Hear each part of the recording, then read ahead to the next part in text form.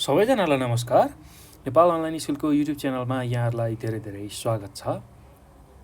आज हामी विशेष गरेर यो भिडियोमा कक्षा 10 को स्वास्थ्य तथा शारीरिक शिक्षा भन्ने जुन विषय छ त्यो विषयमा रहेको इकाइ 2 अन्तर्गतको मानव शरीर भन्ने जुन इकाइ छ अर्थात् पाठ छ त्यसको बारेमा यो भिडियोमा हामी बुझ्दैछौँ, चर्चा गर्दैछौँ, छलफल गर्दैछौँ। ल भाइ बहिनीहरू, अब तपाईहरु पनि यो पाठ पढ्नको लागि तयार भएर बसिसक्नु भएको होला र तपाईहरुले योभन्दा अघिको पाठ 1 अर्थात् इकाइ 1 योभन्दा अघिको भिडियोमा बुझिसक्नु भएको छ र तपाईहरुले त्यो भिडियो हेर्नु भएको होला। यदि हेर्नु भएको छैन भने नेपाल अनलाइन स्कुलको युट्युब च्यानलमा गएर स्वास्थ्य तथा शारीरिक शिक्षा कक्षा 10 टाइप गरेर तपाईहरुले त्यहाँ रहेको प्लेलिस्टमा गएर योभन्दा अगाडिको पाठको भिडियो हेर्न सक्नुहुन्छ। त्यसमा दिएको जुन इकाइ छ त्यसको बारेमा बुझ्न सक्नुहुन्छ है त। ल त्यसपछि अब भाइ बहिनीहरू, अब यो पाठ चाहिँ आज हामी यो भिडियोमा पढ्दैछौँ है त, बुझ्दैछौँ।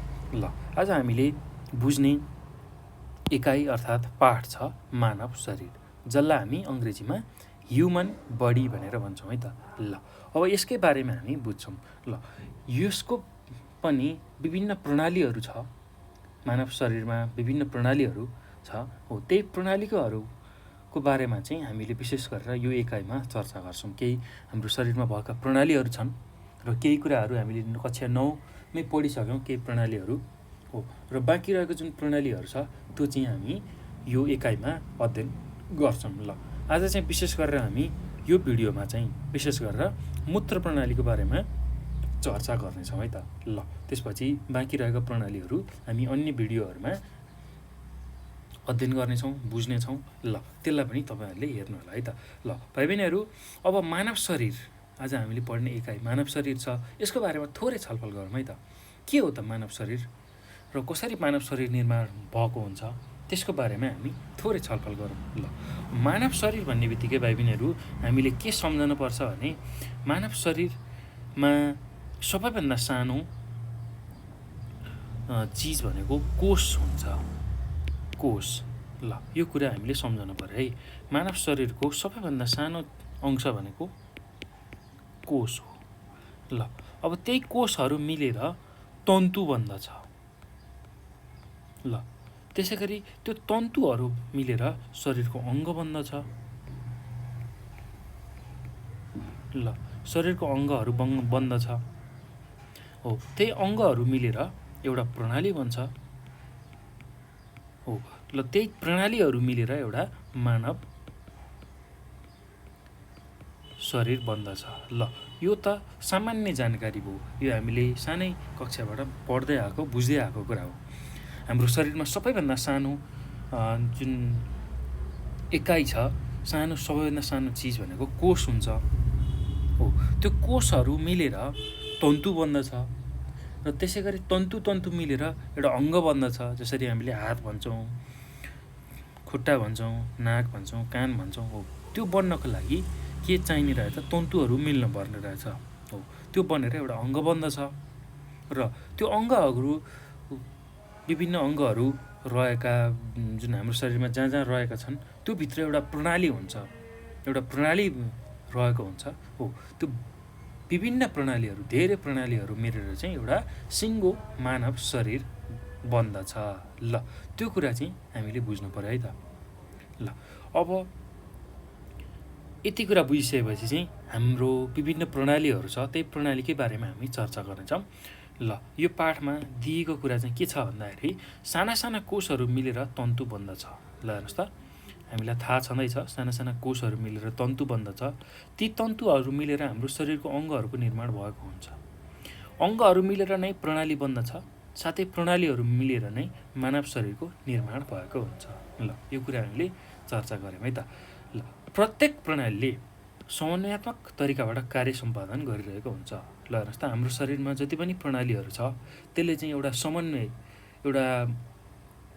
समन्वय गरेर चाहिँ कार्यलाई सम्पादन गरिरहेको हुन्छ।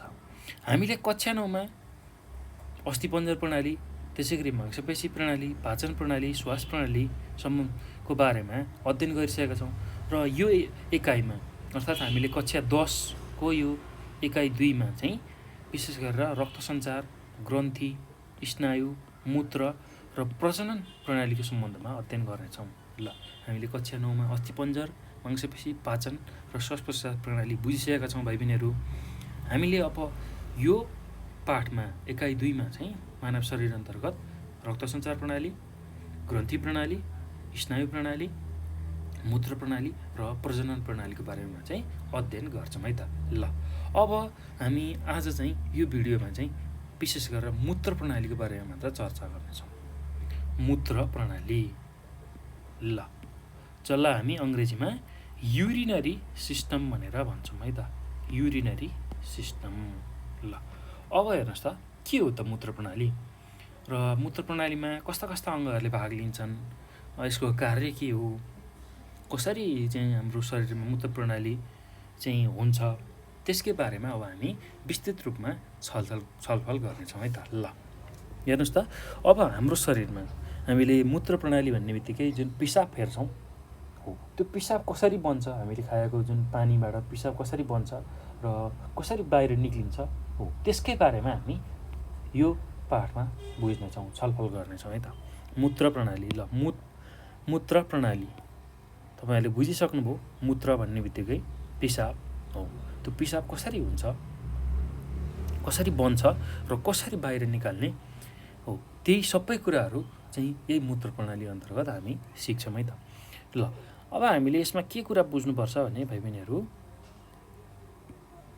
हाम्रो शरीरमा विभिन्न किसिमका विकारहरू उत्पन्न हुन्छन्। ल हेर्नुहोस् त हाम्रो शरीरले विभिन्न प्रकारको विकारहरू उत्पन्न गर्छ। आफ्नो शरीरलाई चाहिने जुन कुराहरू पाचन अवशोषण गर्ने क्रममा विभिन्न शरीरलाई काम नलाग्ने विकारहरू उत्पन्न गर्दछ।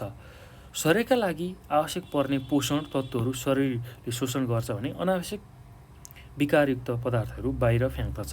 ल हेर्नुहोस् त हाम्रो शरीरलाई पोषण लगायत अन्य खानेकुराहरूको आवश्यकता पर्छ, पानी, लवण हो, यस्ता खालका कुराहरू चाहिँ शरीरलाई आवश्यक पर्छ। त्यसैले त्यो शरीरले सोच्छ र हामीलाई अनावश्यक लाग्ने जुन हाम्रो शरीरलाई अनावश्यक लाग्ने जुन चिजहरू छ त्यो चाहिँ शरीरले बाहिर फ्याँक्दछ। जस्तै पिसाबको माध्यम,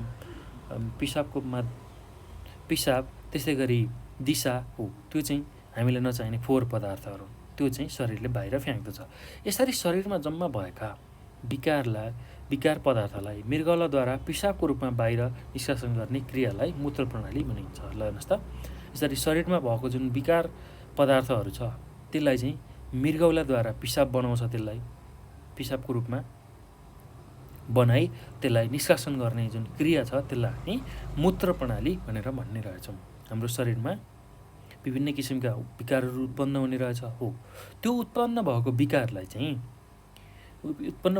पदार्थलाई चाहिँ मृगौलाद्वारा पिसाबका रूपमा बाहिर निकाल्ने जुन क्रिया छ त्यसलाई हामी मूत्र प्रणाली भनेर भन्ने रहेछौँ। ल अब मूत्र प्रणालीमा के अङ्गहरूले भाग लिन्छन् हो, अब त्यसकै बारेमा हामी छलफल गरौँ है त। यस प्रणालीमा भाग लिने अङ्गहरू अब पहिलो छ मृगौला। ल हेर्नुहोस् त पहिलो छ मृगौला, त्यसै गरी दोस्रो छ मूत्रनली, त्यसै गरी तेस्रो छ मूत्रथैली, त्यसै गरी चौथो छ मूत्रद्वार अर्थात् मूत्रनली हो। ल यी चारवटा विशेष गरेर मुख्य अङ्गहरूले चाहिँ मूत्र प्रणालीमा भाग लिने रहेछ। ल अब त्यसलाई यहाँ चित्रमा पनि देखाइएको छ। ल हेर्नुहोस् त अब यो चित्रलाई हेरौँ हामी। ल यो चित्रमा हेर्नुहोस् त तपाईँहरूले, ल यहाँ हेर्नुहोस् त यहाँ दुईवटा यो सिमीको आकार जस्तो दुईवटा किडनी अर्थात् मृगौला हो, यो दुईवटा मृगौला दिएको छ। ल अब अर्को छ मूत्रनली। ल हेर्नुहोस् त यहाँ दुईवटा मूत्रनली छ, लेफ्ट युरेटर र राइट युरेटर भनेर दिएको छ। ल अब अर्को छ मूत्रथैली। यहाँ हेर्नुहोस् त मूत्रथैली, यो जुन आकारको यो थैलीय आकारको जुन दिएको छ त्यसलाई हामी मूत्रथैली भन्छौँ है त, युरिनरी ब्ल्याडर भनेर भन्छौँ है त। ल, युरिनरी ब्ल्याडर। अब अर्को छ यहाँ हेर्नुहोस् त, मूत्रद्वार नली, जहाँबाट चाहिँ पिसाब बाहिर निक्लिन्छ, हाम्रो यौनाङ्गसम्म आउँछ हो, त्यसलाई हामी के भन्छौँ? मूत्रद्वार नली। ल, यसलाई चाहिँ के भन्छौँ? मूत्रद्वार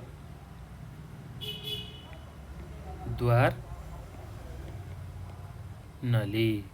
ल, यति कुरा चाहिँ हामीले यो चित्रमा देख्न सक्छौँ है त। हाम्रो दुईवटा मृगौला हुने रहेछ, त्यसै गरी दुईवटा मूत्रनली हुने रहेछ, त्यसै गरी मूत्रथैली एउटा हुने रहेछ र मूत्रद्वार नली एउटा हुने रहेछ। ल, यति कुरा चाहिँ हामीले बुझ्नु पऱ्यो है त। अब यो पछि भाइ बहिनीहरू, अब हामी यो अङ्गहरूको बारेमा विस्तृत रूपमा चर्चा गर्छौँ है त। ल, अब हेर्नुहोस् त, पहिलो छ मृगौला। ल, जसलाई हामी अङ्ग्रेजीमा किडनी भनेर भन्छौँ है त, मृगौला अर्थात् किडनी। ल, अब यहाँ हेर्नुहोस् त, यहाँ एउटा चित्र देखाइएको छ। यो चित्रमा के छ भन्दाखेरि यो जुन किडनी छ, हाम्रो मृगौला छ, त्यसलाई यसरी बिचमा काटिएको छ। हाम्रो मृगौला हो, त्यसलाई काटेर त्यसको विभिन्न भागहरू यहाँ देखाइएको छ। ल, हेर्नुहोस् त, अब यहाँ नेफ्रोन भनेर देखाइएको छ। ल, यसरी नेफ्रोन यहाँ यसरी देखाइएको छ। त्यसै गरी यहाँ अर्को रेनल पेल्भिस भनेर देखाइएको छ। त्यसै गरी अर्को यहाँ रेनल पिरामिड भनेर देखाइएको छ। त्यसै गरी अर्को यहाँ कर्टेक्स भनेर देखाइएको छ। त्यसै गरी अर्को यहाँ मेडुला भनेर देखाइएको छ।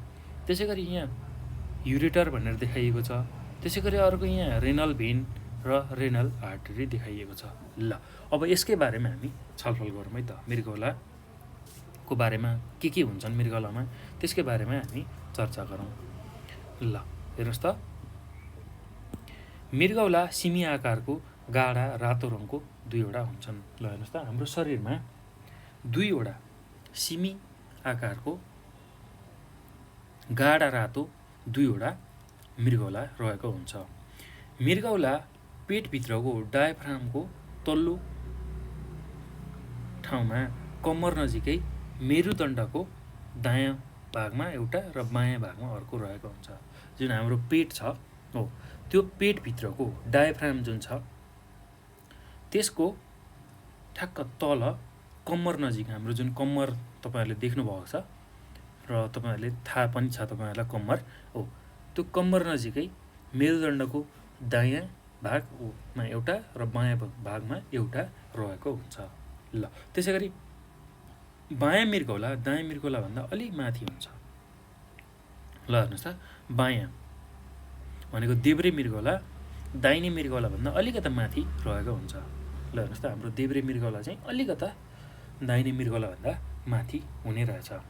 प्रत्येक मृगौला 11 सेन्टिमिटर लामो, 6 सेन्टिमिटर चौडा र 3 सेन्टिमिटर मोटो हुनका साथै प्रत्येक मृगौलाको तौल 130 ग्रामदेखि 150 ग्रामसम्म हुन्छ। ल, हेर्नुहोस् त, अब मृगौलाको लम्बाइ कति हुने रहेछ भन्दाखेरि 11 सेन्टिमिटर। त्यसै गरी चौडाइ कति हुने रहेछ? 6 सेन्टिमिटर। र मोटाइ कति हुने रहेछ? 3 सेन्टिमिटर हुने रहेछ। र तौल, विशेष गरेर तौल कति हुने रहेछ भन्दाखेरि 130 देखि 150 ग्रामको तौल हुने रहेछ। मृगौलाको तौल भनेको 130 देखि 150 ग्रामको तौल हुने रहेछ। ल, यो कुरा हामीले बुझ्नु पर्यो है त। अब अर्को कुरा, यसमा हामीले अब मृगौलाको भित्री भागलाई अब हामी बुझौँ है त। प्रत्येक मृगौलाको बाहिरी भाग कन्भेक्स र भित्री सतह केही खाल्डो परेको हुन्छ। ल, अब प्रत्येक मृगौलाको बाहिरी भाग उठेको यस्तो खालको कन्भेक्स, यस्तो खालको जुन कन्भेक्स लेन्स भनेर हामीले पढेका थियौँ हो, यस्तो खालको उठेको र भित्री भाग यस्तो खाल्डो परेको हुन्छ, कन्केभ खालको हुन्छ। त्यो कुरा हामीले बुझ्नु पर्यो है त। यो धसिएको भाग ढाडतिर फर्किएको हुन्छ। यो जुन धसिएको जुन भाग छ त्यो चाहिँ हाम्रो ढाडतिर फर्किएको हुन्छ, जसलाई हामी हाइलम भनेर भन्छौँ, जसलाई हामी हाइलम भनेर भन्छौँ है त। ल हाइलमबाट नै मृगौलामा रेनल धमनी पस्दछन् र रेनल सिरा र मूत्रनली बाहिर निस्कन्छन्। ल हेर्नुहोस् त, हामीले यहाँ जुन रेनल आर्टरी र रेनल भेनको कुरा गऱ्यौँ। ल अब यो चाहिँ पार्ट हेर्नुहोस् त, यो चाहिँ भाग के हो, हाम्रो कन्भेक्स पार्ट हो, कन्भेक्स सतह हो, अर्थात् उठेको सतह हो। यो उठेको सतह हो कन्भेक्स। कन्भेक्स भन्नुको मतलब उठेको सतह। ल हेर्नुहोस् त, यस्तो खालको जुन सतह छ यो उठेको सतह। अब यो चाहिँ जुन भाग छ, यो भाग यो हो, यो भाग के छ, कन्केभ छ, खाल्डो परेको हो, खाल्डो परेको। ल खाल्डो परेको है त। ल खाल्डो परेको भाग छ है त। अब हेर्नुहोस् त, यही भागलाई हामी हाइलम भनेर भन्ने रहेछौँ। ल यो जुन भाग छ यसलाई हामी के भन्ने रहेछौँ, हाइलम भनेर भन्ने रहेछौँ। यसलाई हामी हाइलम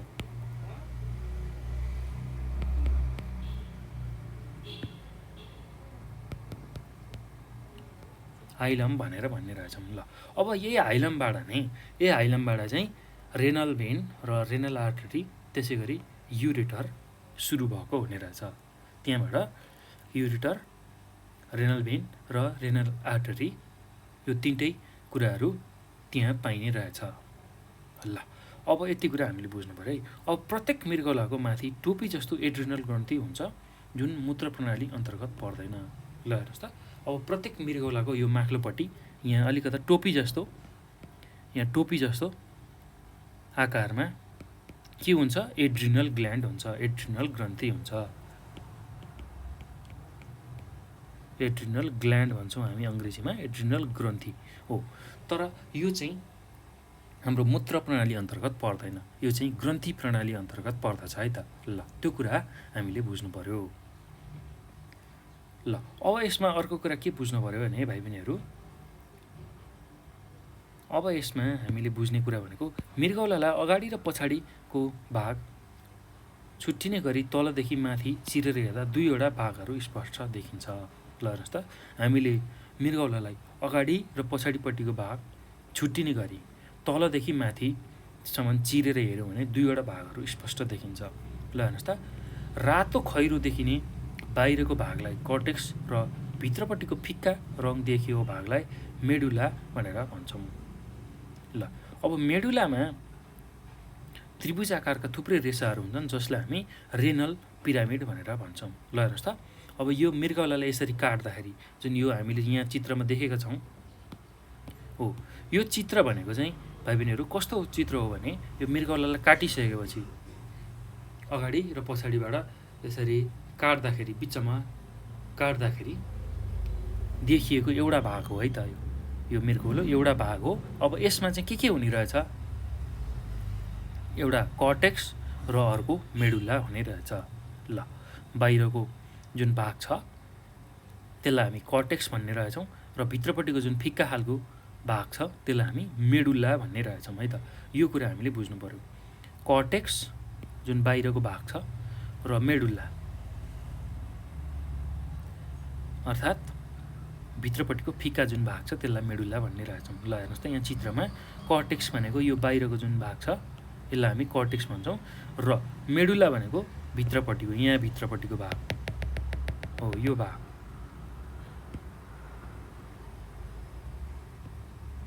हो। यो भागलाई हामी के भन्ने रहेछौँ, मेडुला भन्ने रहेछौँ र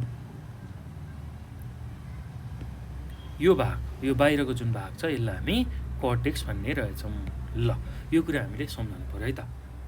ल अब त्यसै गरी मेडुलामा त्रिभुज आकारका जुन थुप्रै रेसाहरू हुन्छन् जसलाई रेनल पिरामिड भनेर भन्छौँ। ल यहाँ चित्रमा पनि तपाईँले देख्न सक्नुहुन्छ, यहाँ हेर्नुहोस् त, यो त्रिभुज आकारका जुन भागहरू छ, यो त्रिभुज आकारको भागहरू छ त्यसलाई हामी रेनल पिरामिड भनेर भन्ने रहेछौँ। ल यो कुरा हामीले सम्झाउनु पर्यो है त।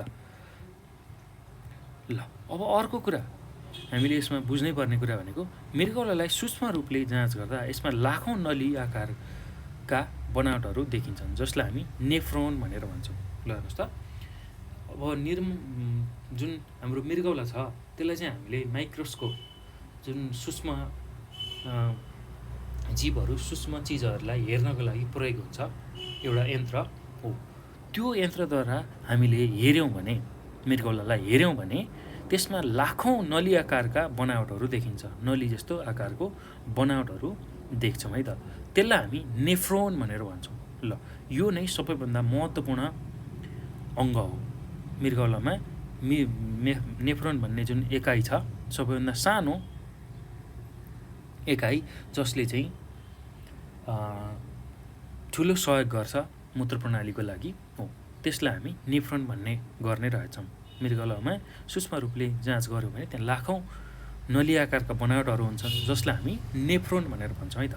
अब नेफ्रोनहरू मृगौलाका अथवा मृगौलामा कार्यरत एकाइहरू हुन्। सबैभन्दा सानो एकाइ भनेको मृगौलाको यही नेफ्रोनहरू नै हुन्। यो कुरा हामीले बुझ्नु पऱ्यो है त। अब नेफ्रोनहरूलाई कर्टेक्समा रहेका ससाना गुजुमुच्च भएर रहेको नलीहरूले छोपेको हुन्छ। ल हेर्नुहोस् त, यो जुन नेफ्रोनहरू छ हो त्यसलाई चाहिँ कर्टेक्स, हाम्रो कर्टेक्सभित्र रहेको ससाना गुजुमुच्च भएको जुन नलीहरू हुन्छ त्यसले छोपेर राख्छ। त्यो कुरा हामीले बुझ्नु पऱ्यो है त। र अब जसलाई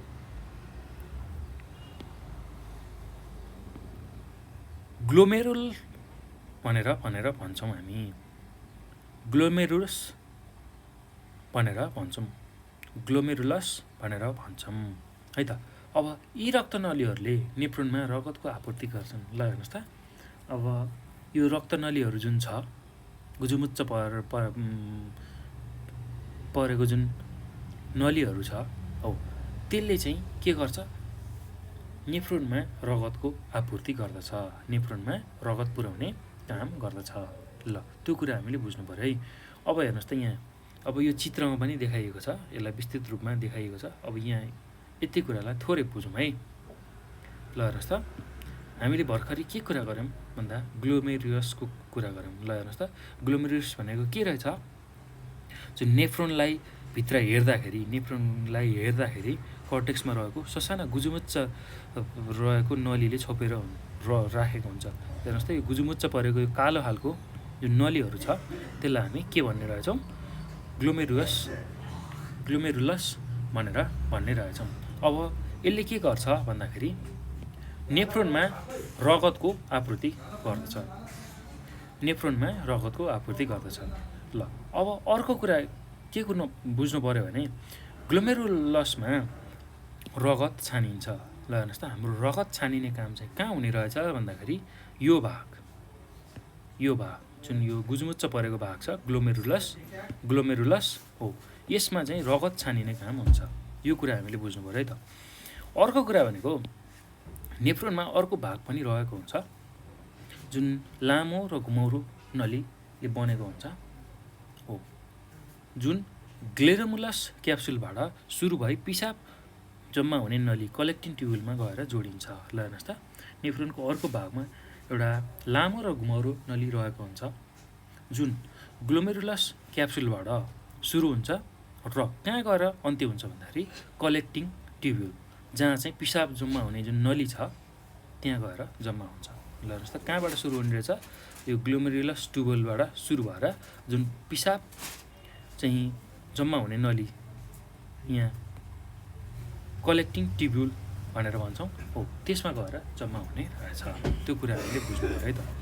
अब ग्लोमेरुलसबाट छानेर आएको पदार्थको अंश ट्युब्युल्समा पुनः शोषण हुन्छ, जुन त्यो ट्युब्युल छ त्यसमा गएर शोषण हुन्छ, पुनः शोषण हुन्छ र पुनः रगतमा नै फर्किन्छ र थोरै अंश मात्र पिसाबका रूपमा कलेक्टिङ ट्युब्युलमा निस्किन्छ। ल हेर्नुहोस् त, ग्लोमेरुलस ट्युबुलबाट त्यहाँ चाहिँ हाम्रो पिसाब छानिने काम हुन्छ। त्यो छान्ने कामको लागि चाहिँ ग्लोमेरुलस ट्युबुलले हामीलाई सहयोग गर्दछ है त। रगत छान्ने काम चाहिँ ग्लोमेरुलसमा हुन्छ, त्यो कुरा हामीले बुझिसकेका छौँ हो। अब त्यहाँ चाहिँ छानिएर आएको जुन पदार्थ छ ग्लोमेरुलस ट्युबुलबाट, त्यो आएको पदार्थ चाहिँ ट्युबुल्समा हाम्रो ट्युब्युल्स हुन्छ, कलेक्टिङ ट्युब्युल हो, त्यहाँ आएर फेरि पुनः शोषण हुन्छ, पुनः शोषण, जसलाई हामी रिअब्जर्प्सन भन्छौँ। त्यहाँ आएर त्यो पुनः शोषण हुन्छ र पुनः रगतमै फर्किन्छ र थोरै अंश मात्र पिसाबको रूपमा कलेक्टिङ ट्युब्युलबाट निस्किन्छ। अब थुप्रै कलेक्टिङ ट्युब्युल्सहरू एकाआपसमा जोड्दै अन्त्यमा रेनल पेल्भिसमा पुग्दछ। ल हेर्नुहोस् त, यो धेरै खालको कलेक्टिङ ट्युब्युलहरू एकाआपसमा जोडिएर अन्तिममा रेनल पेल्भिसमा पुग्ने रहेछ। दुवै मृगौलाले गरेर प्रत्येक दिन करिब 180 लिटर छान्दछ भने करिब 1.5 लिटर मात्र पिसाबको रूपमा बाहिर निकाल्छ। बाँकी सबै पुनः शोषण भई रगतमा नै मिसिन्छ। ल हेर्नुहोस् त, दुवै मृगौलाले गरेर हाम्रो एक दिनमा हेर्नुहोस् त, दुवै मृगौलाले एक दिनमा कति लिटर छान्ने रहेछ? 180 लिटरसम्म छान्ने रहेछ। त्यसमध्येमा करिब 1.5 लिटर मात्र पिसाबका रूपमा बाहिर निस्किन्छ। ल, यत्रो 180 लिटर छानेकोमा पिसाब नै भएर बाहिर निक्लने, विकार भएर बाहिर निक्लने चाहिँ कति रहेछ? 1.5 लिटर मात्र पिसाबको रूपमा बाहिर निक्लने रहेछ। र बाँकी जुन शोषण भएको छ त्यो चाहिँ पुनः रगतमा नै मिसिन्छ, अर्थात् हाम्रो शरीरलाई चाहिने जुन तत्त्वहरू छ त्यो छानिएर शरीरमा नै जान्छ र हामीलाई नचाहिने, शरीरलाई नचाहिने चिजहरू चाहिँ त्यो शोषिएर शरीर बाहिर जान्छ। हामीलाई नचाहिने चिज चाहिँ पिसाबको माध्यमबाट शरीर बाहिर जान्छ है त। ल, यो कुरा हामीले बुझ्नु पऱ्यो। मुख्य भनेको ग्लोमेरुलस ट्युब्युल सम्झनु पऱ्यो हामीले। अब त्यो चाहिँ गुजुमुच्च परेको ससाना नलीहरू गुजुमुच्च परेर रहेको हुन्छ, त्यो कुरा बुझ्नु पऱ्यो र त्यसले नै रगतलाई छान्ने काम गर्छ, त्यो कुरा हामीले बुझ्नुपर्छ। ल, अब हेर्नुहोस् त, अब यहाँ चित्रमा पनि देखाइएको छ, यही चित्रलाई हामीले हेरेर बुझ्न सक्छौँ। ल, यसलाई थोरै अझै म व्याख्या गरिदिन्छु तपाईँहरूलाई सजिलो होस् भनेर। ल हेर्नुहोस् त, यहाँ चित्रमा पनि देखाइएको छ। ल, अब यो जुन ग्लोमेरुलस ट्युब्युल छ यहाँ देखाइएको छ, यहाँ हेर्नुहोस् त, हो, यहाँ चाहिँ रगतहरू छान्ने काम हुन्छ है त। यो छानिसकेपछि के हुन्छ? यहाँ यसरी एरो देखाइएको छ 1 भनेर, हो, यसरी यो छानिएको कुराहरू चाहिँ यो जुन ट्युब छ हो, त्यो हुँदै यसरी यहाँ आउँछ, लुप अफ हेनली हुँदै बिस्तारै अब यो छानिएको कुराहरू, नचाहिने कुरा यसरी कलेक्टिङ ट्युब्युल हुँदै तल आएर जम्मा हुन्छ, जुन चाहिने कुरा छ पुनः फेरि हाम्रो रगतमै फर्किन्छ, यसरी रगतमै फर्किन्छ है त। ल, यति कुरा चाहिँ हामीले बुझ्नु पऱ्यो। एकदम सजिलो छ भाइ बहिनीहरू, केही गाह्रो छैन, बुझ्न एकदमै सजिलो छ है त। ल, अब यति कुरा चाहिँ हामीले यसमा सम्झनु पऱ्यो है। अब विशेष गरेर सम्झनु पर्ने भनेको दुइटै मृगौलाले कति चाहिँ छान्न सक्ने रहेछ? 180 लिटर छान्न सक्ने रहेछ र 1.5 लिटर मात्र पिसाबको रूपमा बाहिर निस्कने रहेछ। र बाँकी रहेको कुराहरू छन् तिनीहरू पुनः शोषण भई रगतमा नै मिसिने रहेछ। ल, अब यति कुरा बुझिसकेपछि अब यो किडनी अर्थात् मृगौलाको कार्य के हो त, त्यसको बारेमा नै हामी छलफल गरौँ। ल, मृगौलाको कार्य, जसलाई हामी अङ्ग्रेजीमा फङ्सन्स अफ किडनी भनेर भन्छौँ है, फङ्सन्स अफ किडनी। ल, अब यसकै बारेमा हामी बुझौँ है त। ल, अब मृगौलाले पहिलो काम के गर्छ भन्दा पिसाब बनाउने कार्य गर्दछ। जुन हामीले पिसाब भनेर फेर्छौँ हो, त्यो बनाउने काम चाहिँ कसको रहेछ? मृगौलाको रहेछ। त्यस्तै गरी मृगौलाले शरीरमा पानीको मात्रा सन्तुलित रूपमा राख्दछ। हेर्नुहोस् त, मृगौलाले के गर्ने रहेछ? हाम्रो शरीरमा पानीको मात्रा सन्तुलित रूपमा राख्दछ। त्यस्तै गरेर रगतलाई छान्ने काम गर्छ र रक्तचाप नियन्त्रित गर्छ। ल हेर्नुहोस् त, हाम्रो रगतलाई छान्ने काम पनि मृगौलाले गर्ने रहेछ र रक्तचापलाई नियमित गराउने काम पनि मृगौलाको रहेछ। त्यस्तै अर्को के काम गर्ने रहेछ मृगौलाले भन्दा मृगौलाले शरीरमा लवणको मात्रा सन्तुलित रूपमा राख्दछ। हाम्रो शरीरमा लवणको आवश्यकता पर्दछ, त्यो लवणको मात्रा चाहिँ सन्तुलनमा राख्नको लागि चाहिँ मृगौलाले सहयोग गर्दछ है त। ल, त्यसै गरी अर्को यसको के काम छ भन्दा मृगौलाले रगतमा भएका प्लाज्माको मात्रालाई निश्चित राखी रक्तचापलाई ठिक राख्दछ। ल हेर्नुहोस् त, हामीले रक्तचाप नियमित गर्दछ भनेर भर्खरै पनि चर्चा गऱ्यौँ। अब त्यो चाहिँ कसरी गर्ने रहेछ भन्दा हाम्रो शरीरमा प्लाज्मा हुन्छ, रगतमा प्लाज्मा रहेको हुन्छ हो, त्यसको मात्रालाई ठिक राख्ने, त्यसको मात्रालाई निश्चित राखेर चाहिँ हाम्रो रक्तचापलाई सन्तुलनमा राख्ने रहेछ। त्यो कुरा हामीले बुझ्नु पऱ्यो है त। अब त्यसै गरी शरीरमा काम नलाग्ने र बढी भएका तत्त्वहरूलाई पिसाब मार्फत बाहिर फाल्ने काम गर्छ। हाम्रो शरीरमा काम नलागेको र बढी भएको जुन तत्त्वहरू छ त्यसलाई चाहिँ पिसाब मार्फत बाहिर फाल्ने कार्य चाहिँ यो मृगौलाले गर्ने रहेछ है त। ल यति कुरा चाहिँ हामीले यसमा बुझ्नु पर्यो।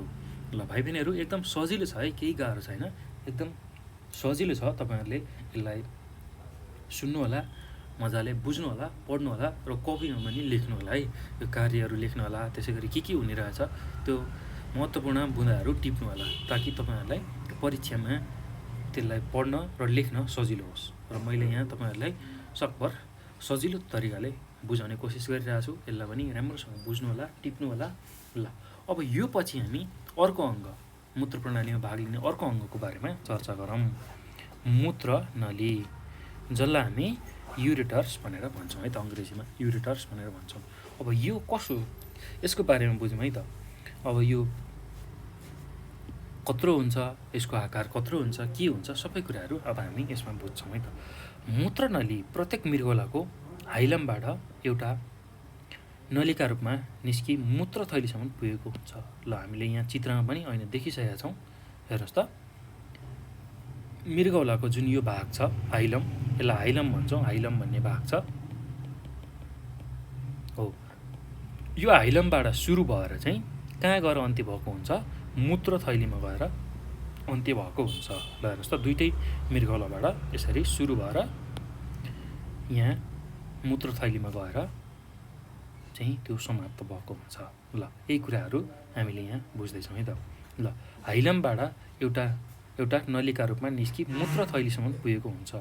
ल यिनीहरूको लम्बाइ करिब 25देखि 30 सेन्टिमिटर हुन्छ। हेर्नुहोस् त, लम्बाइ कति हुने रहेछ, 25 देखि 30 सेन्टिमिटर लम्बाइ हुने रहेछ।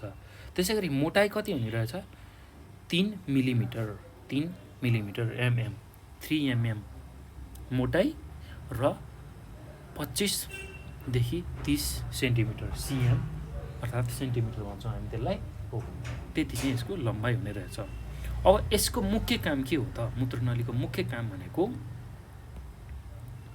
मृगौलाबाट निस्केको जुन पिसाब छ त्यसलाई मूत्र थैलीसम्म पुर्याउने, मूत्र थैलीसम्म पुर्याउने काम चाहिँ यो मूत्रनलीले गर्ने रहेछ। ल एकदम सहज छ है, जहाँ मृगौलाबाट निस्केको जुन पिसाब छ त्यसलाई मूत्र थैलीसम्म पुर्याउने काम चाहिँ मूत्रनलीले गर्ने रहेछ। ल भाइ बहिनीहरू, अब यो पछि अर्को अङ्ग, हाम्रो मूत्र प्रणालीमा भाग लिने अर्को अङ्ग छ मूत्र थैली। ल अब यही मूत्र थैलीको बारेमा हामी चर्चा गरौँ है त। ल हेर्नुहोस् त, अब मूत्र थैली तपाईँहरूले चित्रमा देखिसक्नु भएको छ। हेर्नुहोस् त, मूत्र थैली। ल यो हाम्रो मूत्र थैली भयो। अब यसकै बारेमा हामी चर्चा गरौँ है त। ल अब मूत्र थैली भन्ने बित्तिकै यो मांसपेशीले बनेको एउटा थैली अर्थात् मस्कुलर स्याक हो। ल हेर्नुहोस् त, अङ्ग्रेजीमा यसलाई मस्कुलर स्याक भनेर भन्दो रहेछ, किनभने यो मासुले बनेको हुनाले मस्कुलर स्याक अर्थात् थैली भनेको हो यसलाई। यो लचकदार मांसपेशीले बनेको हुन्छ। ल हेर्नुहोस् त, यो लचकदार, अब तपाईँहरूले बुझिसक्नुभयो लचकदार भनेपछि अलिकता तन्कन सक्ने खालको मांसपेशीले बनेको हुन्छ। यो तल्लो पेटमा हुन्छ, हाम्रो जुन पेट छ त्यसको तल्लोपट्टि तल्लो पेटमा रहेको हुन्छ। यो मूत्रनलीले ल्याएको पिसाब जम्मा गर्ने भण्डार हो।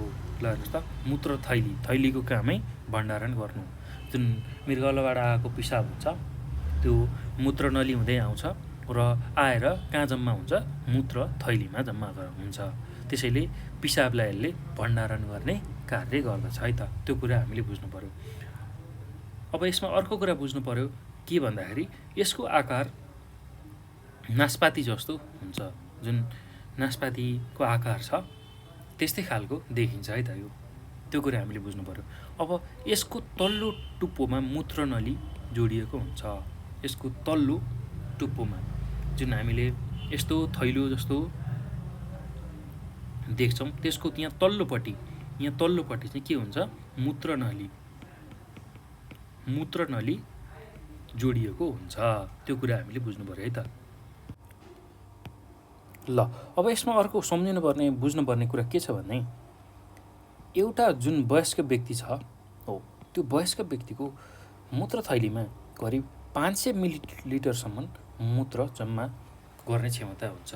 ल जुन पिसाब छ त्यो चाहिँ एउटा वयस्क व्यक्ति जुन व्यक्तिको चाहिँ सम्पूर्ण शारीरिक विकास भइसकेको हुन्छ, त्यस्तो खालको व्यक्तिलाई हामी वयस्क व्यक्ति भन्छौँ हो। त्यो व्यक्तिमा चाहिँ 500 मिलिलिटरसम्म पिसाब जम्मा गर्न सक्ने मूत्रथैली रहेको हुन्छ।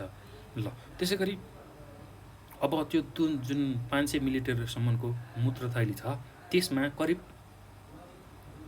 300 मिलिलिटर जति पिसाब जम्मा भइसकेपछि चाहिँ हामीलाई पिसाब फेर्नुपर्ने, पिसाब च्यापेको, पिसाब आएको महसुस हुन्छ।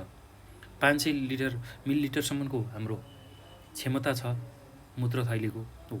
त्यो मूत्रथैलीमा करिब 300 मिलिलिटरसम्म पिसाब जम्मा भयो भने हामीलाई अब पिसाब फेर्ने पर्ने आवश्यक हुन्छ, पिसाब फेर्न पर्ने महसुस हुन्छ, पिसाब च्यापेको, पिसाब लागेको अनुभव हुन्छ है त। ल यो कुरा तपाईँहरूले सम्झनु होला है। अब त्यस्तै गरी भाइ बहिनीहरू अर्को छ मूत्रद्वार। ल अब मूत्र प्रणालीमा भाग लिने अर्को अङ्ग छ मूत्रद्वार नली। ल मूत्रद्वार नली, जसलाई हामी युरेथ्रा भनेर भन्छौँ है। युरेथ्रा अङ्ग्रेजीमा युरेथ्रा भनेर भन्छौँ। ल यसकै बारेमा हामी अब छलफल गरौँ। ल हेर्नुहोस् त, यो मूत्रथैलीबाट बाहिर निस्केको एउटा नली हो, जुन मूत्रथैलीबाट एउटा बाहिर निक्लिएको चाहिँ एउटा नली हो। मूत्रथैलीको तल यो मूत्रथैली भयो, यो मूत्रथैलीको तल यहाँ एउटा नली हुन्छ हो। त्यही नलीलाई हामी मूत्रद्वार नली भनेर भन्छौँ। ल त्यो कुरा हामीले बुझ्नु पर्यो है त। मूत्रथैलीबाट निस्किएको एउटा नली हो। अब यसले मूत्रथैलीबाट पिसाबलाई बाहिर निकाल्ने कार्य गर्दछ। मूत्रथैलीबाट पिसाबलाई बाहिर निकाल्ने कार्य गर्दछ। यो पुरुषमा लगभग 18 सेन्टिमिटर लामो र महिलामा करिब 4 सेन्टिमिटर लामो हुन्छ। ल हेर्नुहोस् त, पुरुषमा कति सेन्टिमिटर लामो हुने रहेछ, यो लगभग 18 सेन्टिमिटर लामो, र महिलामा करिब 4 सेन्टिमिटर लामो हुने रहेछ। ल अब यसमा सम्झिनुपर्ने अर्को कुरा के छ भने, यो पुरुषको लिङ्गको टुप्पोमा गएर खोलिन्छ। ल हेर्नुहोस् त, यो पुरुषको लिङ्गको जुन टुप्पो छ त्यहाँ गएर यो खुल्ने रहेछ। त्यस्तै गरी महिलाको चाहिँ ठ्याक्कै योनिद्वारको ठिक माथि खुलेको हुन्छ।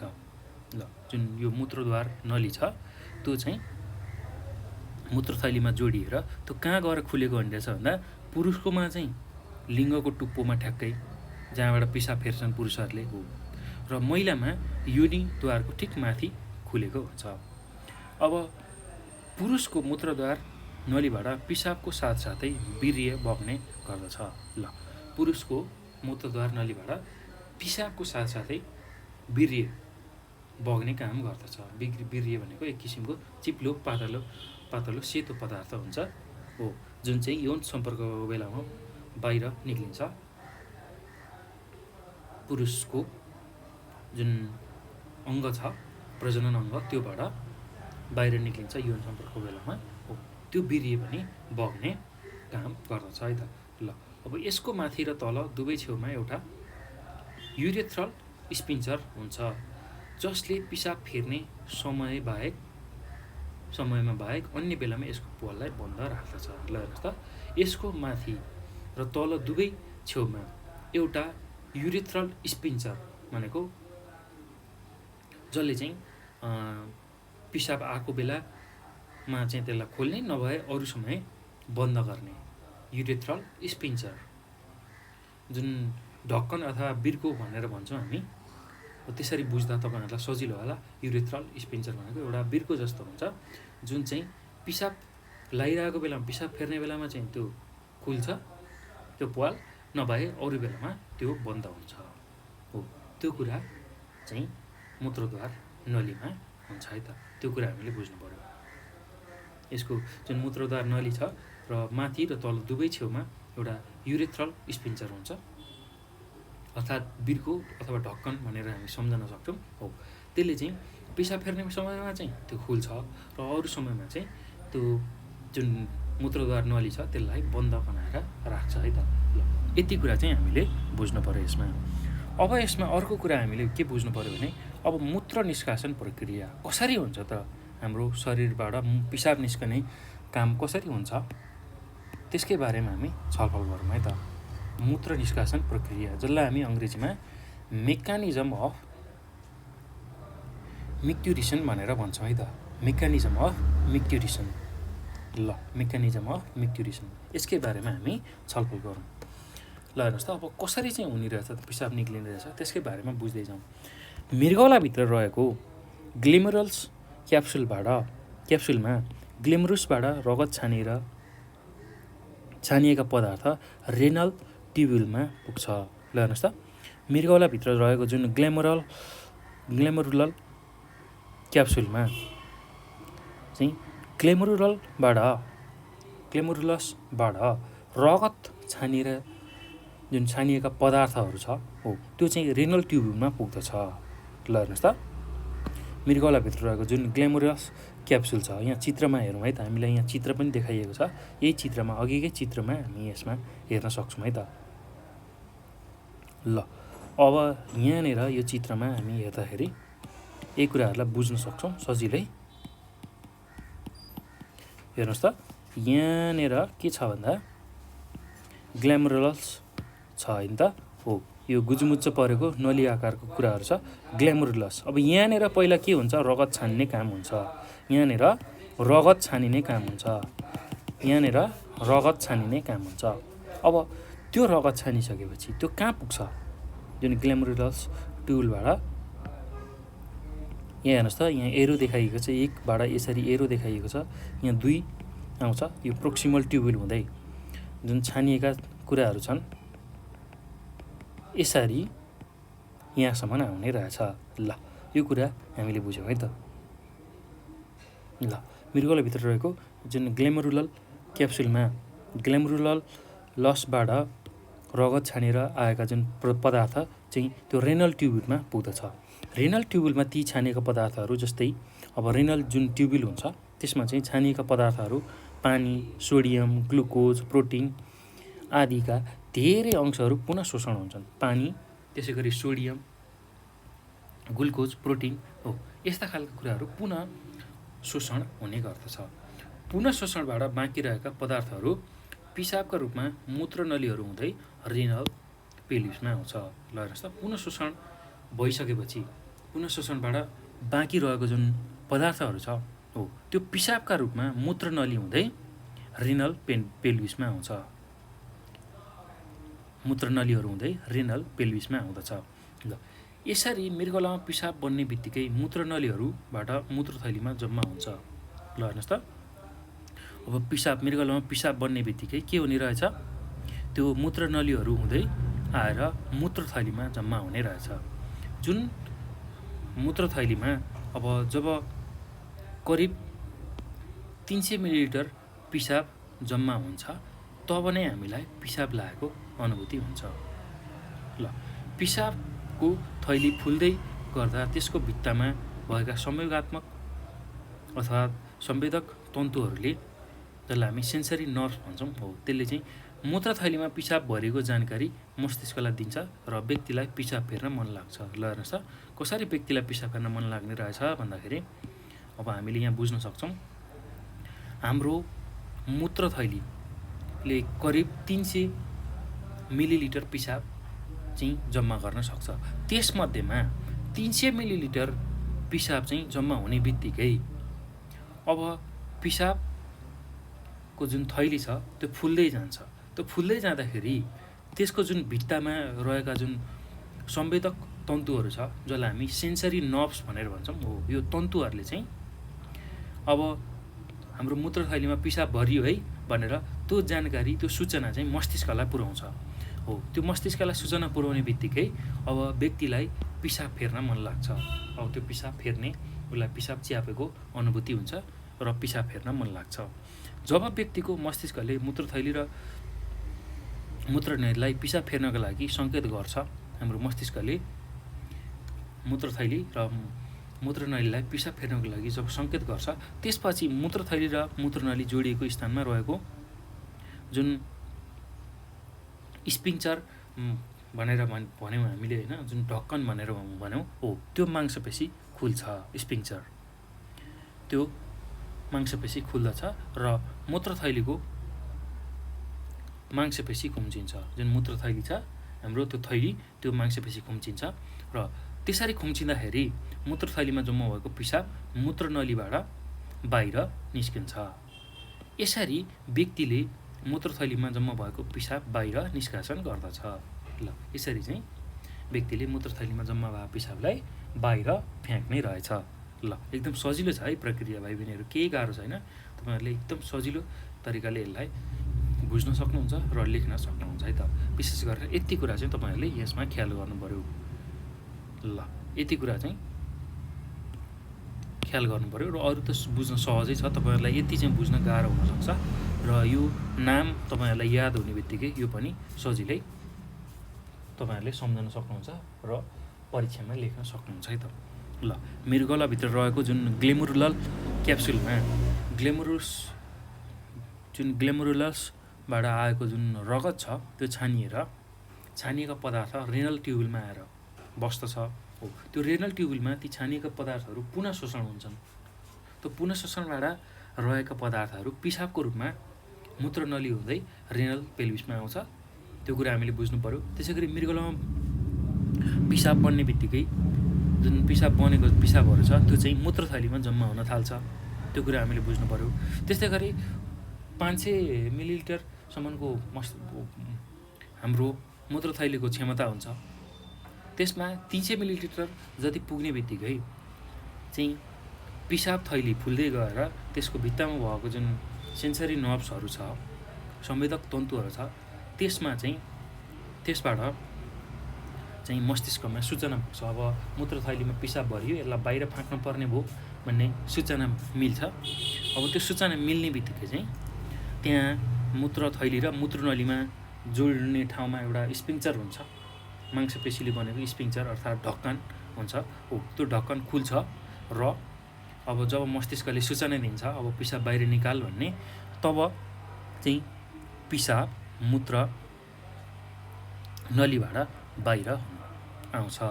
यसरी चाहिँ मूत्र निष्कासन प्रक्रिया हुन्छ है त। यो कुरा हामीले बुझ्नु पर्यो। ल यति कुरा चाहिँ तपाईँहरूले यसमा बुझ्नुपर्छ है त। ल भाइ बहिनीहरू अब अर्को कुरा यसमा यहाँ एउटा क्रियाकलाप दिएको छ। के भनेको छ क्रियाकलापमा हेरौँ है त। ल मूत्र प्रणालीका सम्बन्धमा छलफल र प्रस्तुति गर्नका लागि कक्षा कोठामा आवश्यकता अनुसारको समूह बनाई कार्य विभाजन गर्नुहोस्। ल हेर्नुहोस् त, मूत्र प्रणालीको सम्बन्धमा छलफल गर्ने, त्यो गर्नको लागि र प्रस्तुति गर्ने, छलफल गर्ने मूत्र प्रणाली के हो, त्यसमा भाग लिने अङ्गहरू के हुन्, त्यसमा भाग लिने अङ्गहरूको कार्य के हो, तिनीहरूको आकार कत्रो हुन्छ, के हुन्छ, त्यो सबै कुराहरूको बारेमा छलफल गरेर कक्षामा प्रस्तुत गर्नको लागि अब कामको आवश्यकता अनुसार चाहिँ कक्षामा भएका सबैजना तपाईँहरू विद्यार्थी जो हुनुहुन्छ एउटा समूह बनाएर कार्य विभाजन गर्ने, कसले के गर्ने भनेर। त्यसपछि आफ्नो जिम्मेवारी अनुसार बनाएको चित्र देखाएर शिक्षकको उपस्थितिमा बनावट र कार्यबारे पालैपालो कक्षामा प्रस्तुत गर्नुहोस्। ल हेर्नुहोस् त, तपाईँहरूले मूत्र प्रणालीमा भाग लिने जुन अङ्गहरू हुन्छ अर्थात् मूत्र प्रणालीको जुन मुख्य अङ्ग छ र मूत्र प्रणालीमा प्रयोग हुने जुन चित्र छ, हो त्यो चित्र बनाउने र त्यसलाई ल्याएर आफ्नो शिक्षकको निगरानीमा, स्वास्थ्य तथा शारीरिक शिक्षा पढाउने जो शिक्षक हुनुहुन्छ उहाँको निगरानीमा अगाडि कक्षा कोठा अगाडि ल्याएर त्यसलाई प्रस्तुत गर्ने। सबै साथीहरू मिलेर एउटा समूह बनाएर चाहिँ कार्य विभाजन गर्दै चित्रहरू देखाउने र कसरी चाहिँ त्यसमा विभिन्न कार्यहरू हुन्छ, पिसाब छान्ने, पिसाब जम्मा हुने कसरी कार्यहरू हुन्छ त्यो कुराहरू भन्न सक्नुहुन्छ। त्यसै गरी त्यसको बनावट कस्तो हुन्छ, त्यसको लम्बाइ, त्यसै गरी चौडाइ, मोटाइ के हुन्छन्, त्यसको वजन कति हुन्छ, कस्तो आकार हुन्छ हो, यावत कुराहरू सबै कुराहरू चाहिँ तपाईँहरूले लेख्दै एउटा कपीमा लेखेर ल्याएर त्यसलाई अगाडि प्रस्तुत कक्षा कोठाको अगाडि आएर प्रस्तुत गर्न सक्नुहुन्छ है त। ल एकदम सजिलो कार्य छ, त्यस्तो गाह्रो केही पनि छैन। ल अब यो पछि भाइ बहिनीहरू अब सारांश, हामीले यो मूत्र प्रणाली पढ्दाखेरि के कुराहरू बुझेछौँ त, के कुराहरू जानेछौँ त हो, त्यसकै बारेमा हामी छलफल गरौँ है त। सारांश के कुरा चाहिँ जान्यौँ त, मूत्र प्रणालीमा हामीले के कुराहरू चाहिँ सिक्यौँ त्यसकै बारेमा हामी छलफल गरौँ है त। ल हेर्नुहोस् त, पहिलो कुरा हामीले मूत्र प्रणालीमा के कुरा सिकेछौँ भने हाम्रो शरीरका विकार पदार्थलाई मल मृगौलाद्वारा पिसाबका रूपमा बाहिर निष्कासन गर्ने क्रियालाई मूत्र प्रणाली भनिन्छ। हाम्रो शरीरमा भएको जुन विकारयुक्त पदार्थहरू छ त्यसलाई चाहिँ मृगौलाद्वारा पिसाबका रूपमा बाहिर निष्कासन गर्ने जुन क्रिया छ त्यसलाई हामी मूत्र प्रणाली भनेर भन्ने रहेछौँ। ल एकदम सजिलो छ है भाइ बहिनीहरू, केही गाह्रो छैन। ल यो कुरा हामीले बुझ्नु पर्यो। अब मूत्र प्रणाली अन्तर्गत मृगौला, मूत्रनली, मूत्रथैली र मूत्रद्वार नली पर्दछन्। ल विशेष गरेर मूत्र प्रणालीमा भाग लिने अङ्गहरू नै यिनीहरू मृगौला, त्यसै गरी मूत्रनली, मूत्रथैली, मूत्रद्वार नली भनेको मूत्र प्रणालीमा भाग लिने अङ्गहरू हुन्। यसकै बारेमा हामीले यसमा छलफल गऱ्यौँ है त। ल अर्को कुरा यसमा के बुझ्नु पर्यो भने के कुराहरू बुझेको रहेछौँ भने हामीले मृगौला सिमी आकारको, अर्थात् सिमीको जुन दाना हुन्छ हो त्यो सिमीको दाना आकारको गाढा रातो रङको दुईवटा हुन्छ। हाम्रो शरीरमा दुईवटा मृगौला हुन्छ, त्यो कुरा तपाईँहरूले बुझिसक्नु भएको छ। र त्यसको आकार कस्तो हुन्छ भन्दा सिमीको जुन आकार हुन्छ हो त्यस्तै खालको आकार हुन्छ। र यो गाढा रातो खालको मृगौला हाम्रो शरीरमा रहेको हुन्छ। मृगौलाले शरीरलाई चाहिने पानीको मात्रा नियन्त्रण गर्छ। हेर्नुहोस् त, मृगौलाले के गर्ने रहेछ, हाम्रो शरीरमा जति पानीको मात्रा आवश्यक पर्छ हो त्यो पानीको मात्रा नियन्त्रण गर्दछ।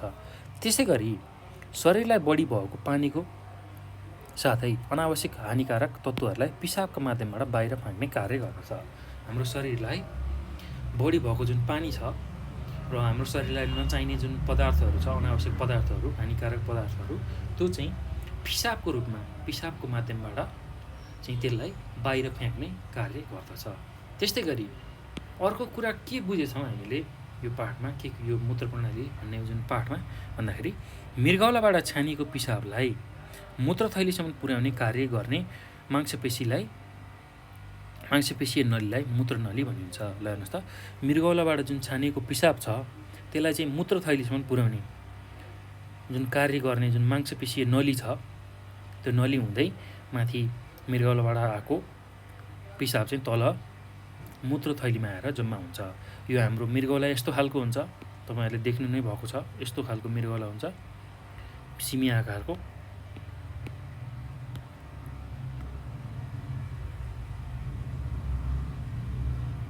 यस्तो खालको मृगौला हुन्छ दुवैतिर, हाम्रो शरीरको दुवैतिर। त्यो कुरा तपाईँहरूले बुझिसक्नु भएको छ। अब यहाँ यसरी जोडिएको हुन्छ। अब यहाँबाट यसरी नलीहरू खुलेको हुन्छ हो। यहाँ एउटा मूत्रथैली रहेको हुन्छ हो। यो मूत्रथैलीमा चाहिँ यो जुन नली देखाइएको छ दुईटा, ल यहाँ मृगौलाबाट निक्लेको जुन पिसाब छ यो मूत्रथैलीमा ल्याएर जम्मा गर्ने काम चाहिँ यही मूत्रनलीले गर्दछ हो। त्यो मांसपेशीय नलीलाई हामी मूत्रनली भनेर भन्ने रहेछौँ है त। ल यसको मुख्य काम मृगौलामा छानेको पिसाबलाई मूत्रथैलीसम्म पुर्याउनु हो। ल हेर्नुहोस् त, यो मूत्रथैली भयो, यसरी यो थैली आकारको। ल मूत्रथैलीमा चाहिँ पिसाब पुर्याउने यहाँ जुन यो मृगौला छ मृगौलाबाट छानिएको पिसाबलाई चाहिँ मूत्र थैलीसम्म पुर्याउने काम चाहिँ केले गर्ने रहेछ? मूत्र नलीले गर्ने रहेछ। ल अब अर्को छ पिसाब थैली, जसलाई हामी युरिनरी ब्ल्याडर भनेर भन्छौँ है त। ल यसको बारेमा पनि हामीले छलफल गरेका थियौँ है त। ल यही कुरा सिकेको थियौँ। अब यसमा के कुरा सिकेको रहेछ भन्दा यो मांसपेशीले बनेको एउटा थैली हो, मासुले बनेको एउटा लचकदार थैली हो। यो गोलाकार हुन्छ र 3 पत्रले बनेको हुन्छ। ल युरिनरी ब्ल्याडर अर्थात् पिसाब थैली मासुले बनेको हुन्छ, गोलाकार हुन्छ र त्यो 3 पत्रले बनेको हुन्छ। यसको प्रमुख कार्य भनेको पिसाब जम्मा गरी राख्नु हो। यसको प्रमुख कार्य भनेकै पिसाब जम्मा गरेर राख्नु हो। यसमा करिब 500 देखि 700 मिलिलिटरसम्म पिसाब जम्मा हुन सक्छ। ल हेर्नुहोस् त, यसको क्षमता भनेको 500 देखि 700 मिलिलिटरसम्म पिसाब जम्मा गर्न सक्ने क्षमता हुने रहेछ। त्यसै गरी 200 देखि 300 मिलिलिटरसम्म पिसाब जम्मा हुँदा नै हामीलाई पिसाब लागेको महसुस हुन्छ। विशेष गरेर 200 देखि 300 मिलिलिटरसम्म पिसाब हाम्रो पिसाब थैलीमा रह्यो भने, जम्मा भयो भने हामीलाई पिसाब लागेको महसुस हुन्छ। त्यो कुरा हामीले बुझ्नु पर्यो है त। अब अर्को कुरा हामीले यसमा बुझ्नै पर्ने महत्त्वपूर्ण कुरा भनेको हामीले दिनमा करिब 3 देखि 5 लिटरसम्म पानी पिउनुपर्छ। ल भाइ बहिनीहरू, तपाईँहरूले पनि यति पानी दिनमा पिउनु भएकै होला। 3 देखि 5 लिटर पानी हामीले दैनिक रूपमा पिउनुपर्छ। हाम्रो मृगौलालाई स्वस्थ बनाउनको लागि, हाम्रो शरीरबाट विकारयुक्त पदार्थहरू बाहिर फ्याँक्नको लागि, शरीरलाई स्वस्थ तन्दुरुस्त बनाउनको लागि हामीले 3 देखि 5 लिटर पानी पिउनुपर्ने हुन्छ। अझ विद्यार्थी वर्ग जसले धेरै मेहनत, दिमाग, मस्तिष्कको प्रयोग गरेर गर्छ, उसको लागि पानी अति आवश्यक हुन्छ। 3 देखि 5 लिटर पानी दैनिक प्रत्येक विद्यार्थीले खानुपर्छ। र एउटा रमाइलो कुरा के हो भने भाइ बहिनीहरू, पानी जति बढी पियो त्यति नै हाम्रो स्मरण शक्ति राम्रो हुन्छ। त्यो कुरा ख्याल गर्नु होला है। तपाईँहरूले पनि पढ्दाखेरि पानी पिउँदै घन्टामा 1-1 गिलास पानी पिउँदै पढ्नुभयो भने तपाईँहरूको मेमोरी पनि एकदमै राम्रो हुन्छ र पढेको कुराहरू धेरै सम्झन सक्नुहुन्छ है। त्यसैले पानी चाहिँ प्रत्येक घन्टामा 1-1 गिलास पानी पिउँदै तपाईँहरूले पढ्नुभयो भने तपाईँहरूले पढेका कुराहरू मजाले सम्झिन सक्नुहुन्छ, तपाईँहरूको मेमोरी राम्रो हुन्छ। त्यो कुरा चाहिँ ख्याल गर्नु होला है। त्यसैले दिनमा 3 देखि 5 लिटरसम्म हामीले पानी पिउनुपर्ने रहेछ। यसको धेरै फाइदाहरू छन्। हाम्रो शरीरलाई स्वस्थ राख्नको साथै अब शरीरमा भएको जुन जम्मा भएको विकार छ त्यो पिसाबको मार्फत बाहिर फिकाल्नको लागि पनि, र मुख्य कुरा भनेको तपाईँहरू विद्यार्थी भएको हुनाले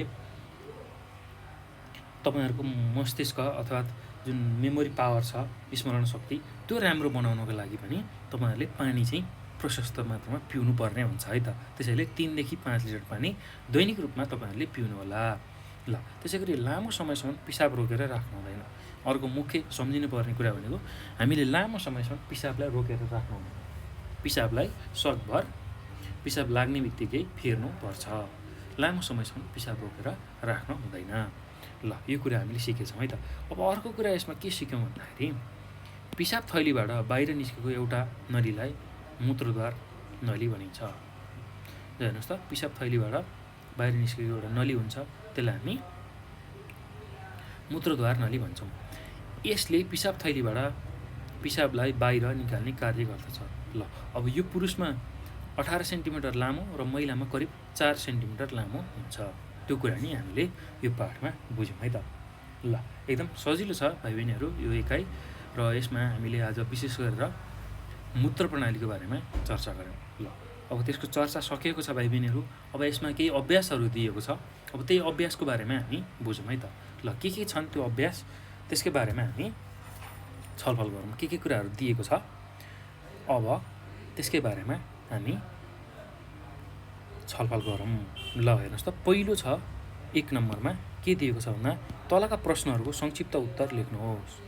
ल तलका प्रश्नहरूको संक्षिप्त उत्तर लेख्नुहोस् भनेको एकदमै छोटो उत्तर हामीले लेख्नु पर्यो। ल अब क नम्बरमा हेर्नुहोस् त के भनेको छ, मूत्र प्रणालीमा भाग लिने अङ्गहरूको नाम लेख्नुहोस्। ल मूत्र प्रणालीमा भाग लिने अङ्गहरू के छन् त हामीले बुझिसकेका छौँ। एउटा छ मृगौला,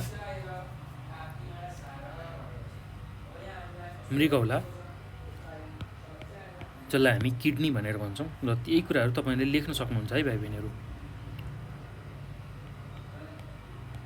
मृगौला पहिलो छ 1 नम्बरमा। 2 नम्बरमा तपाईँहरूले लेख्न सक्नुहुन्छ मूत्रनली।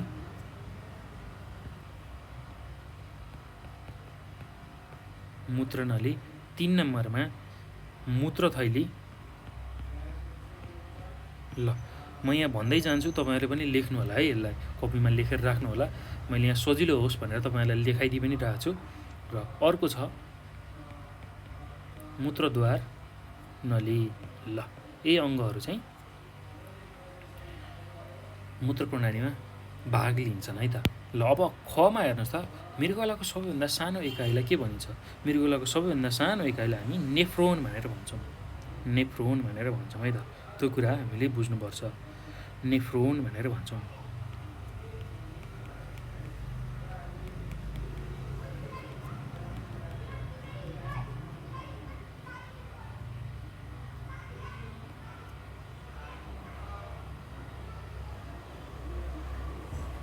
ल यो कुरा तपाईँहरूले सम्झनु होला है त। अब हेर्नुहोस् त, मूत्रथैलीमा कति मिलिलिटर पिसाब जम्मा भयो भने हामीलाई पिसाब फेर्ने महसुस हुन्छ? करिब 300 मिलिलिटर, जसलाई हामी छोटकरीमा मिली लेख्छौँ है त। हो, 300 मिलिलिटर चाहिँ पिसाब जम्मा भयो भने हामीलाई पिसाब लागेको महसुस हुन्छ। अब हेर्नुहोस् त, अर्को कुरा भनेको अब नेफ्रोनको कुनै एउटा कार्य लेख्नुहोस्। ल अब नेफ्रोनले के गर्ने काम गर्छ? नेफ्रोनभित्र ग्ल्यामरस ट्युबुल हुन्छ, हो, त्यसले चाहिँ रगत छान्ने काम गर्छ। नेफ्रोनको मुख्य काम भनेको छान्ने काम गर्छ। के छान्ने काम गर्छ भन्दा रगत लगायत अन्य कुराहरू छान्ने काम गर्छ है त। ल त्यो कुरा हामीले लेख्न सक्छौँ। अब हेर्नुहोस् त, 2 नम्बरमा के सोधेको छ भन्दा 2 नम्बरको प्रश्नमा तलका प्रश्नहरूको छोटकरीमा उत्तर लेख्नुहोस्। ल अब छोटो उत्तर हामीले लेख्नु पर्यो है त। अब हेर्नुहोस्, क नम्बरमा के सोधेको छ भन्दाखेरि मृगौलाको सफा चित्र बनाई यसको बनावटका बारेमा छोटकरीमा लेख्नुहोस्। ल अब मृगौलाको सफा चित्र बनाउने, ल हेर्नुहोस् त, अब तपाईँहरूले अब यही किताबमै भएको चित्रलाई नि बनाउन सक्नुहुन्छ, अथवा गुगलबाट चाहिँ चित्रहरू हेरेर राम्रो लागेको चित्रलाई तपाईँहरूले बनाएर लेख्न सक्नुहुन्छ है त। ल एकदम सजिलो छ, केही गाह्रो छैन। ल यहाँ पनि चित्र दिएको छ, यहाँ चाहिँ मृगौलालाई काटेर देखाइएको चित्र दिएको छ। ल अब यही चित्र तपाईँहरूले बनाउन सक्नुहुन्छ र यसको कार्यहरू यहाँ व्याख्या गरिएको छ, त्यो पनि लेख्न सक्नुहुन्छ, अथवा यो चित्र बनाउन सक्नुहुन्छ मृगौलाको लागि है त। ल अब यो पछि तपाईँहरूले यो सबै कुराहरू लेख्नु होला यसमा, किनभने यहाँ मृगौलाको भित्री कुराहरू पनि दिएको छ। मृगौलाको लम्बाइ, चौडाइ, त्यसै गरी मोटाइ सबै कुराहरू दिएको छ। हो, यति कुरा चाहिँ तपाईँहरूले लेख्नु होला, आफ्नो कपीमा लेखेर राख्नु होला है त। ल त्यसपछि यसलाई सम्झनु पनि होला है त। ल यो कुरा हामीले बुझ्नु पर्यो है। ल यति कुराहरू तपाईँले सजिलै लेख्न सक्नुहुन्छ। अब अर्को ख नम्बरमा के प्रश्न छ हेर्नुहोस् त। ख नम्बरमा मृगौलाका कार्यहरू लेख्नुहोस्। ल हामीले बुझिसकेका छौँ, पढिसकेका छौँ, यहाँ बुझिसकेकै कुरा हो। ल यही किताबमै दिएकै कुराहरू छ, यति कुराहरू तपाईँले लेख्न सक्नुहुन्छ है त। ल मृगौलाको कार्यमा यति बुँदाहरू तपाईँहरूले लेख्नु होला। एकदम सजिलो छ, केही गाह्रो छैन। यसले के गर्ने रहेछ? पिसाब बनाउने काम गर्ने रहेछ, शरीरमा पानीको मात्रा सन्तुलित रूपमा राख्ने रहेछ, रगतलाई छान्ने र रक्तचाप नियन्त्रण गर्ने रहेछ, मृगौलाले शरीरमा लवणको मात्रा सन्तुलन राख्ने रहेछ, रगतमा भएको प्लाज्माको मात्रालाई निश्चित गरी रक्तचापलाई ठिक गर्ने रहेछ, शरीरमा काम नलाग्ने र बढी भएका तत्त्वहरूलाई पिसाब मार्फत बाहिर फाल्ने काम यसले गर्ने रहेछ। ल यति कुरा चाहिँ तपाईँहरूले लेख्न सक्नुहुन्छ है त। एकदम सजिलो छ, केही गाह्रो छैन भाइ बहिनीहरू। अब हेर्नुहोस् त, अर्को ग नम्बरमा के सोधेको छ भन्दाखेरि नेफ्रोनको बनावट र कार्यहरूको बारेमा छोटकरीमा लेख्नुहोस्। ल अब नेफ्रोनको बनावट कस्तो हुन्छ? र यसको कार्य छोटकरीमा लेख्नुहोस् भनेको छ। ल हामीले यहाँ निफ्रन्टको कुरा गरिसक्यौँ भाइ बहिनीहरू, यहाँ निफ्रन्टको कुरा गरिसकेका छौँ हो, त्यसकै बारेमा हामी चर्चा गरौँ है त। ल अब यहाँ हेर्नुहोस् त, यति कुराहरू तपाईँले लेख्नु पऱ्यो। बनावट, यसको बनावट कस्तो हुन्छ भन्दाखेरि सूक्ष्म रूपले जाँच गर्दा मृगौलामा लाखौँ नली आकारका बनावटहरू देखिन्छ जसलाई नेफ्रोन भनिन्छ हो। अब नेफ्रोनहरू मृगौलामा कार्यरत एकाइ हुन्। ल नेफ्रोनहरूलाई कर्टेक्समा रहेको सानो गुजुमुच्च भएर रहेको नलीहरूले छोपेर राखेको हुन्छ जसलाई हामी ग्लेमरुलस भनेर भन्छौँ है त हो। अब यही ग्लेमरुलसहरूले चाहिँ यही रक्तनलीहरूले चाहिँ नेफ्रोनमा रगतको आपूर्ति गर्छ र यही ग्लेमरुलसमा चाहिँ रगत छान्ने काम हुन्छ हो। यही कुरा चाहिँ तपाईँहरूले लेख्न सक्नुहुन्छ यसको बारेमा है त। एकदम सजिलो छ, केही गाह्रो छैन। ल यति कुराहरू यसको उत्तरमा तपाईँहरूले सजिलै लेख्नु होला है। अब हेर्नुहोस् त, अर्को 3 नम्बरको प्रश्नमा के सोधेको छ भन्दाखेरि तलका प्रश्नहरूको लामो उत्तर दिनुहोस् भनेर सोधेको छ। ल हेर्नुहोस् त, क नम्बरमा के भनेको छ, मूत्र प्रणालीको चित्र बनाई यसको बनावट र मूत्र निष्कासन प्रक्रिया बारेमा वर्णन गर्नुहोस्। ल मूत्र प्रणालीको चित्र बनाउनु पर्यो जसमा के हुनुपर्छ, 2टा किडनी, यसरी किडनी छ। अब यहाँबाट किडनीबाट 2टा मृगौलाबाट ल अब यो मूत्र नली हो है। अब त्यसपछि यहाँनिर यसरी मूत्र थैली बनाउने र मूत्रद्वार नली। ल यो मृगौला भयो।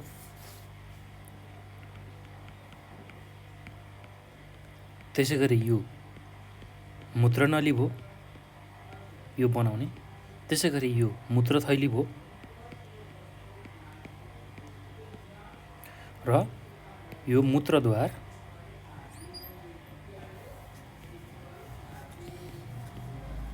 नली हो। यो कुरा तपाईँहरूले गर्नु पर्यो है त। ल यति तपाईँहरूले मूत्र प्रणालीको चित्र यसरी बनाउनु पर्यो र मूत्र निष्कासन प्रक्रिया तपाईँहरूले जानिसक्नु भएको छ, बुझिसक्नु भएको छ। यहाँ हामीले पढिसकेका छौँ, यही कुराहरू लेख्नु होला है त। म यहाँ तपाईँहरूलाई देखाइदिन्छु। ल हेर्नुहोस् त, मूत्र निष्कासन प्रक्रिया। ल यति चाहिँ तपाईँहरूले यसमा लेख्नु पर्यो। ल एकदम सजिलो छ। यति मैले यहाँ जुन देखाएँ मूत्र निष्कासन प्रक्रिया हो, यसको बारेमा तपाईँहरूले पढ्नु होला र यसलाई कपीमा लेख्नु होला है त। एकदम सजिलो छ, केही गाह्रो छैन भाइ बहिनीहरू। ल यति कुरा चाहिँ तपाईँहरूले यसको उत्तरमा लेख्नु होला है त। आफ्नो कपीमा लेखेर नोट बनाएर राख्नु होला ताकि तपाईँहरूलाई इक्जाममा पढ्नको लागि सजिलो होस् र लेख्नको लागि पनि सजिलो होस्। ल भाइ बहिनीहरू, अब यो सँगसँगै हाम्रो मूत्र प्रणाली सकिन्छ। हामीले मानव शरीरभित्र मूत्र प्रणालीको बारेमा चाहिँ आज यो भिडियोमा विशेष गरेर सिकेका छौँ है त। ल भाइ बहिनीहरू, अब योभन्दा पछिको भिडियोमा हामी अर्को प्रणालीको बारेमा चर्चा गर्नेछौँ। योभन्दा पछाडि हामी रक्त सञ्चार प्रणालीको बारेमा चर्चा गर्नेछौँ अर्को भिडियोमा। र तपाईँहरूले यो भिडियो हेरिसक्दा धेरै कुराहरू बुझिसक्नु हो मूत्र प्रणालीको बारेमा। र यदि केही कुराहरू बुझ्नु भएको छैन, तपाईँहरूलाई कन्फ्युज लागेको छ भने हामीलाई सम्झाउन सक्नुहुन्छ। त्यसको लागि तपाईँहरूले 9849595895 यो नम्बरमा कल गरेर हामीलाई सोध्न सक्नुहुन्छ आफ्नो जिज्ञासा समस्याहरू। त्यसै गरी नेपाल अनलाइन स्कुलको